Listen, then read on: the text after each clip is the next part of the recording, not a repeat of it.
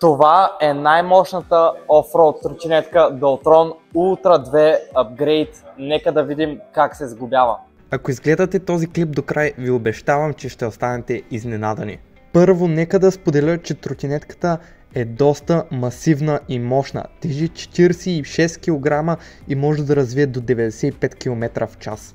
В кутията ще намерим инструкциите за сглобяване, зарядно, инструменти и също така имаме още едно бързо зарядно, което най-вероятно ще използваме по-често.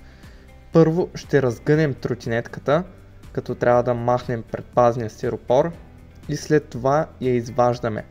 Тук препоръчвам да сте двама човека, защото, пак казвам, тежи почти 50 кг. След това махаме нейлона от нея и стягаме хубаво механизъма за сгъване. Тук не трябва да има никакъв луфт, защото може да повредим механизъма. Разгъваме и кормилото и стягаме и неговия механизъм. А изненадата в клипа е, че тази тротинетка идва напълно сглобена.